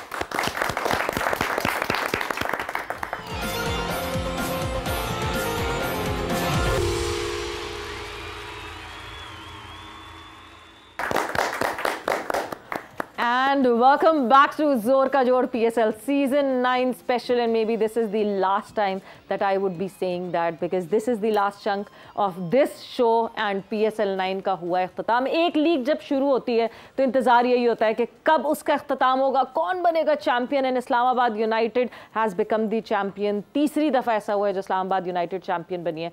बट इस मैच से आगे हमारी डिबेट और इधर से उधर हमारी डिस्कशन जो है वो चलती रही, बिकॉज मोहसिन नकवी साहब ने एक प्रेस कॉन्फ्रेंस की और उस प्रेस कॉन्फ्रेंस में उन्होंने जो गुफ्तगू की उसके हवाले से हमारी बात हो रही थी। Coaches, foreign coaches, local coaches. अगर मैं फॉरेन कोचेस और लोकल कोचेस के कंपैरिजन की बात करूं, अता साहब सबसे पहले आपकी तरफ आऊंगी। एक फॉरेन कोच से हम क्या हासिल करते हैं और एक लोकल कोच से हम क्या हासिल कर लेते हैं? इनका अगर इनमें जो फ़र्क है, फॉरेन कोच हम बड़े मुतासर हैं गोरों से जी। हालांकि पाकिस्तान के ग्रेट प्लेयर जो जितने भी हैं, क्योंकि गोरों ने भी तो क्रिकेट ही खेली है ना, तो इन्होंने भी क्रिकेट खेली है, तो हमारी सोच उनकी तरफ, उन्होंने क्रिकेट को क्योंकि हाईलाइट ऐसा कर दिया है कि ये कंप्यूटर के ज़रिए कि जी इनको बड़ा नॉलेज है। हालांकि हमारा नॉलेज जुएद भाई से वो सीखते हैं, गोरे मानते हैं उनकी कोचिंग को और हम नहीं मानते उनको। जुएद भाई एक क्रिकेट की किताब है कोचिंग की। ये जो आज इन्होंने निकाले हैं ना शॉर्ट बॉल बैट काट के, तो जुएद भाई आज से 20 साल 25 साल पहले ये प्रैक्टिस करते थे कि गेंद अच्छा नजर आए। तो बाकी बात आ रही है कि उनमें क्या फ़र्क है, हमारे कोचों में क्या फ़र्क। सिर्फ इसी वजह से हमारी टीम एस्टैब्लिश नहीं हो रही, क्योंकि वो 6 महीने रहता है, साल रहता है, प्लेयरों के साथ तो मिक्सअप होता नहीं है। अगर आपने प्लेयर से काम लेना है ना, तो पहले आप प्लेयर को जानते हैं। ठीक है क्योंकि पाकिस्तानी कोच अगर वो कोचिंग करते हैं ना लोकल, तो उनको पता होता है कि फलां रीजन का लड़का है या फलां कहाँ का लड़का कौन सा अच्छा है, कि इसमें क्या टेम्परामेंट है, इसमें कितना टैलेंट है, वो उसकी ABC सारी जानता होता है। जो फॉरनर कोच है उसको जो आप साथ वो हेल्पर रखे होते हैं, वो जो फीड करते हैं ना उनको, वही उनकी, क्योंकि जो हेल्पर हैं वो इतने नॉन क्रिकेटर हैं। इधर जो पाकिस्तान टीम के साथ भी जो लगे, उन्होंने उनके जो CV देखे ना, तो उन्होंने एक 2 फर्स्ट क्लास मैच खेल के, जैसे वो सिफारशी क्रिकेटर नहीं होते थे, ये कोर्स करके वो टीम के साथ लगे हुए, थ्रो डाउन करते हैं। तो वो प्लेयर कहते हैं ये हमें प्रैक्टिस चाहिए कराते हैं, तो बस ठीक है इनको साथ रखो। हालांकि अगर आपने टीम के साथ रखना है तो टेस्ट प्लेयर रखें अच्छे, जो आपके ताकि जिन्होंने क्रिकेट खेली हुई है, ताकि आपको एडवाइस भी करें और आपका माइंड सेट भी। तो जो कोच है बट लाला, ये जो बात हो रही है, एक जब फॉरेन कोच आता है, आपको लगता है कि वो एज कॉर्पोरेट ट्रीट करता है इस पूरे सिस्टम को, वो इमोशनली उस तरह अटैच नहीं होता, वो इमोशनली उस तरह डिसीजंस पे बेस नहीं करता, वो इमोशनली किसी लड़के से या किसी रीजन से अटैच नहीं होता, उसका बायस पंजाब या सिंध या बलोचिस्तान या KP की तरफ नहीं होता, वो एक न्यूट्रल बॉडी आता है क्योंकि वो बाहर से आया हुआ होता है। जब एक लोकल कोच आता है, उसके बायसेस भी होते हैं, उसका बैकग्राउंड भी अटैच्ड होता है, उसकी इंक्लिनेशन भी होती है। बहुत सारे शायद क्रिकेटर्स से जिनके आगे जो है बच्चे आ रहे होते हैं या जिनके जानने वाले, ये सारे मसले भी तो आते हैं सामने। यही तो मसले जिसकी वजह से बाहर से मंगवाया जाता है प्लेयर को। लेकिन अगर इसका ये मतलब तो नहीं है कि सारे उसी माइंडसेट वाले हैं पाकिस्तान में। चेंज लोग भी हैं जो क्रिकेट को चेंज जाते हैं, जो कंफर्ट फील करते हैं, प्लेयर्स भी इवन के कंफर्ट फील करते हैं उन कोचेस के साथ। ठीक है देखिए कोचिंग क्या है सवेरा, कोचिंग मैन मैनेजमेंट, बार बार वो हमारी बात होती है कि मैन प्लेयर को मैनेज करना आना चाहिए, प्रैक्टिस सेशंस अच्छे होने चाहिए, आपका माइंडसेट है क्या, पॉजिटिव क्रिकेट किस तरह खेली जाती है, वो माइंडसेट चेंज करने वाली बात है। तो अब जितने भी हमारे पाकिस्तान में जो लेवल 3 किए हुए कोचेस हैं, उन सबको क्रिकेट का अवेयरनेस है। अब जो अभी क्रिकेट जिन्होंने छोड़ी हुई है, उन्होंने आके कोर्सेज किए, क्रिकेट समझते हैं वो। लेकिन क्योंकि हमारे ज़्यादातर जो कोचेज है वो कप्तान के साथ मिल के अपनी एक लॉबी चला के अपने प्लेयरों को लेके वो उन चक्रों में पड़ जाते हैं, सियासत में पड़ जाते हैं। हमारे मस्जिदों में तो सियासत पहुंच गई है। तो ये क्रिकेट टीम की बात हम कर रहे हैं। तो गोरा थोड़ा सा चेंज है जिसकी वजह से हम गोरे की फेवर करते हैं, बोर्ड गोरे की फेवर करता है कि यार इसके लिए सब बराबर होते हैं, ये एक ही माइंडसेट के साथ आते हैं। बस वो गोरी चमड़ी से मुतासर होने वाली बात है और तो कुछ नहीं। बट वो ज्यादा स्ट्रिक्टनेस भी रख सकता है, बिकॉज जो लोकल कोचेस हमने देखे हैं, जब भी हमारे लोकल कोचेस आए हैं, लड़के एक्सप्लॉइट करते हैं उनको, लड़के अपनी मनमानी करते हैं एंड इवेंचुअली शायद लोकल कोचेस भी जो है वो मनमानी होने देते हैं और वो उस पर स्टैंड फुट डाउन नहीं रखते। कब किस कोच ने कहाँ फुट डाउन किया कि नहीं जी ये लड़के ने मेरी बात नहीं मानी, मैंने उसको कोई बात कही थी। तो बट जो फॉरेन कोच आता है वो फॉरेन रिपोर्ट भेजता है। हाँ, ये तरीका यही होना चाहिए। आप अब ज़ाहिर बात, अगर आप मैं आता को जिम्मेदारी दूं कोई और आता अपनी जॉब के साथ सिंसियर ना हो कि मिल मिला के चलने वाली बात कर रहा हूँ कि यार मैं सबको खुश रखूं, तो आता ज्यादती करेगा अपने साथ। हाँ, इसको मैं आता को इतनी अथॉरिटी दूं, कहता मैं आपसे पूछूंगा, मैं सारी अथॉरिटी आपको दे रहा हूँ, चाहे जो डिसीजन लेना है लें। ठीक, फिर इसकी जिम्मेदारी है। फिर ये तगड़े अपने जॉब के साथ, अगर इसको अपने काम का पता हो तो ये काम निकालना जानता होगा। अताउर रहमान साहब, 1-2 मरतबा आपने काम किया पाकिस्तान क्रिकेट बोर्ड के साथ, सिलेक्शन हुई, तो अब जैसे पीजे भाई कह रहे थे कि इधर से फ़ोन आ जाता है, कोई उधर से फ़ोन आ जाता है, तो आपको फ़ोन आए थे? मुझे बड़े बड़ों के फ़ोन आए, क्योंकि मैं सिफारिश सिस्टम 7 फुट 8 फुट इवन के मैं अब नाम नहीं लेना चाहता। लो नाम लो, इससे पहले तुमने कौन सा छुपाया? पॉलिटिशियन है भाई, पॉलिटिशियन है, अच्छा पॉलिटिशियन है, अब इतने आते थे तो चलो कान में बताओ, कान में। तो आते थे फोन कि जी फलां का बेटा ब्रिगेडियर का हूँ या नहीं जा रहे ना साहब, कौन से ब्रिगेडियर साहब? यार मुझे क्या पता भाईजान, मैं मेरा तो किसी को जाना नहीं है। मैं जन्नत की जाके आजकल पॉलिटिक्स में है वो आजकल नहीं, आजकल नहीं, वो रिजाइन कर गए। नवाज शरीफ के राइट हैंड थे, पॉलिटिक्स में थे। क्या वो जिंदा है? क्या वो जिंदा है? वो छोड़, उनको भी छोड़ गए, लेकिन वो राइट हैंड थे। मैं समझ, अच्छा नबासी साहब नहीं नहीं नहीं नहीं अच्छा जो भी था ना, तो आते हैं फोन, ठीक है, लेकिन मैं उनको यही कहता था कि अगर आपका नहीं बात हमारी हम आप यकीन ही नहीं कर रहा, आपने जब तक नाम नहीं लोगे। शायद भाई आप डाल रहे हो ना समा का मतलब इस प्रोग्राम से सब कुछ खुल गया। उनका नाम लेने से ना उसको कोई फायदा होना है ना मुझे कोई फायदा होना, उसको आप नुकसान हो जाएगा, आप इस बात से डर रहे हैं। नहीं नुकसान तो मुझे जितना हो चुका जिंदगी में इससे ज्यादा नहीं हो सकता। और क्या होगा? तो बात यह थी, मैं कहता था कि ठीक है, अगर कौन से लड़के सिलेक्ट हुए थे ना, उसमें सिलेक्ट कौन हुए थे? हाँ, मैं अभी बताता हूँ ना, तरीका होता है कि किस तरह आप उनको हैंडल करते हैं। ठीक है, क्योंकि ये हमारा माशरा जो है ना, अगर आप उनका काम है उनके साथ बदतमीजी करते हैं तो आपको उनके हाथ इतने तगड़े होते हैं कि आपको वहां से निकाल देते हैं। उनके साथ भी आपको, जैसे वो हमारे पॉलिटिशियन हमारे साथ करते हैं ना, तो हम भी उनके साथ भी ऐसे ही करते हैं। ठीक है, मेरा तो असूल है, ठीक है, मैंने कहा कि ठीक है आप अपना बच्चा ले आए, ठीक है, और खुद देखने इधर आगे, अगर दूसरों से अच्छा हुआ तो मैं सिलेक्ट कर लूंगा, नहीं तो फिर सर आई एम सॉरी। ठीक है, मैंने काम किया ऐसे।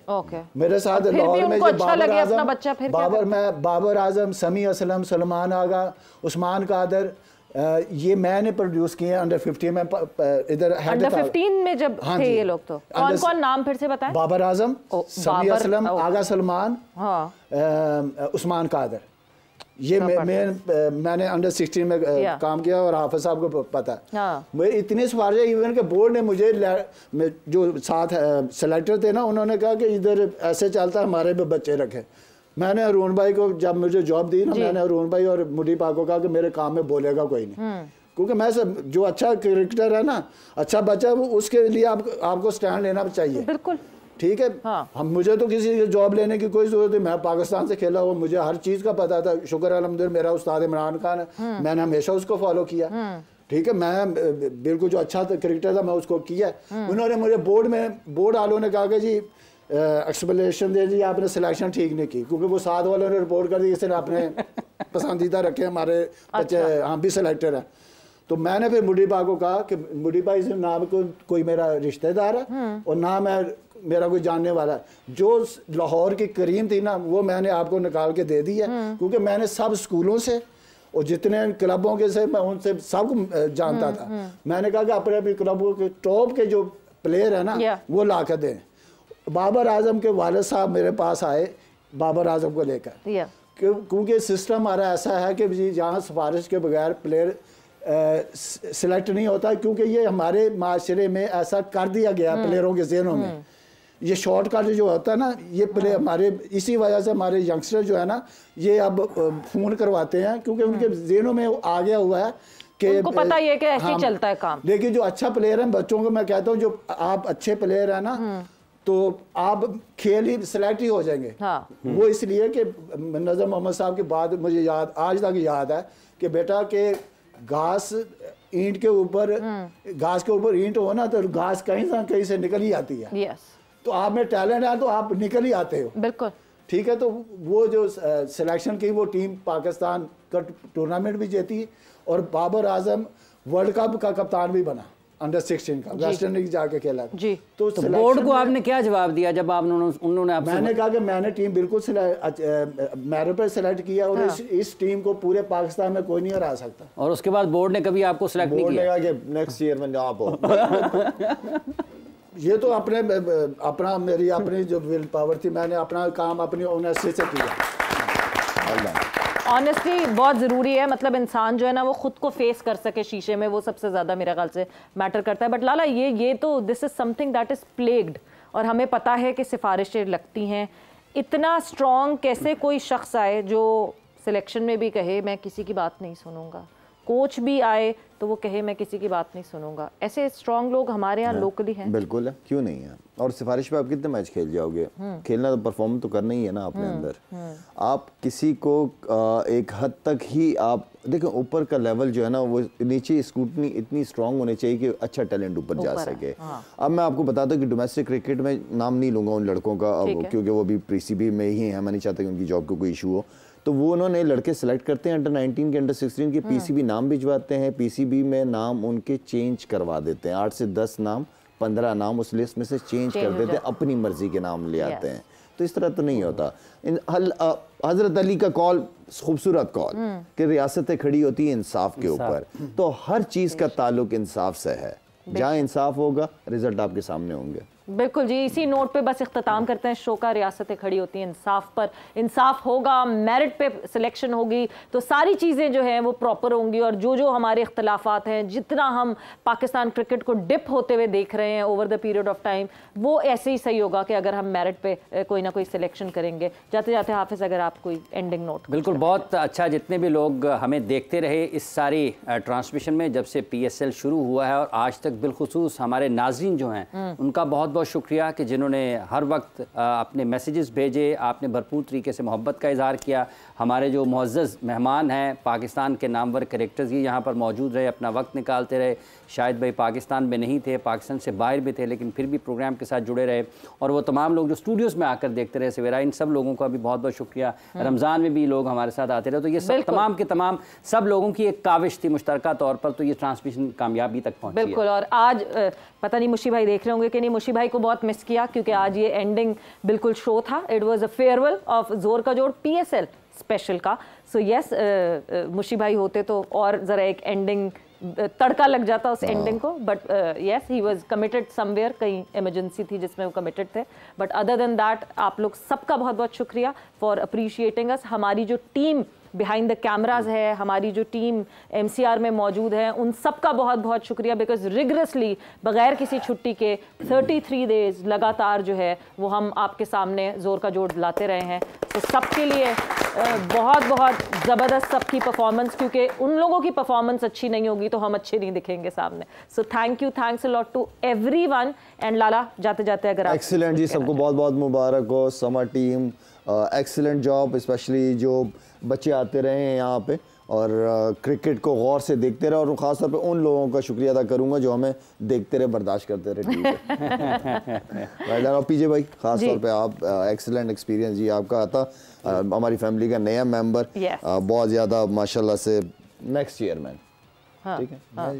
शायद भाई आपके साथ मुझे ऑनर है कि आप बड़े लोगों के साथ मैंने इधर काम किया, तो I am very thankful to you all your very good team. Thank you, thank you ji, thank you. Well done Savera, well done Imran, well done. Thank you sir, thank you, thank you. I think it's a great experience. मैं बड़ा proud हूँ कि जब नया television आया था तो I was the first sports anchor in Pakistan and London. तो अच्छा लगता है कि you know people like Savera, you know, coming in, new breath of fresh air, and knowledge of cricket. Yes. You know, that is a great thing. You know, very much impressed. And I say कसम publicly. से मैंने इनको पैसे नहीं दिए अपनी तारीफ करने के। No, that's very nice. Vote भी नहीं दिया ना, वोट भी नहीं दिया। And of course, Shahid, you know, director of cricket here, Yes. I think they're taking Sama to new heights. So well done, Shahid. You know, Well done. Hafiz Saab, you know, so well done. और जाते जाते एक important चीज़ जो हम भूल गए थे वो आप सबको याद दिला दूं। प्रेडिक्शंस का सिलसिला हमने किया था और यस प्रेडिक्शंस जो है ना वो जल्दी से कल की प्रेडिक्शंस दिखा दें और फिर हम predictions table the final the last table of this जोर का जोड़। जी टेबल क्या है सामने जरा दिखाएं। टेबल जी के 34 मैचेस में 46 पॉइंट्स हैं। सवेरा पाशा साहबा के पहले नंबर पर हैं। कंफर्म दांदली दांदली का सीजन भी था। और मोमिन 34 में से 32 पॉइंट्स के साथ दूसरे पर, पीजे भाई 24 में से 26 पॉइंट्स के साथ तीसरे पर, शाहिद भाई 34 में से 28 पॉइंट्स के साथ चौथे पर और हाफिज़ इमरान 34 में से 32 पॉइंट्स के साथ पाँचवें पर, मुश्ताक अहमद साहब 34 में से 26 पॉइंट्स के साथ सबसे आखिरी नंबर पर। मुशी भाई ने जो है वो बॉटम से टॉप किया। बोलते हैं मुशी भाई सबसे ज़्यादा नीचे हैं। सो ये this was the final prediction table और उसी के साथ हम सबको इजाज़त दीजिए। आप लोग का बहुत बहुत शुक्रिया। जोर का जोड़ PSL स्पेशल यहाँ से साइन ऑफ करते हैं हम लोग। सवेरा और हाफिज़ को इजाज़त दीजिए। टेक केयर, बाय बाय, अल्लाह हाफ़िज़।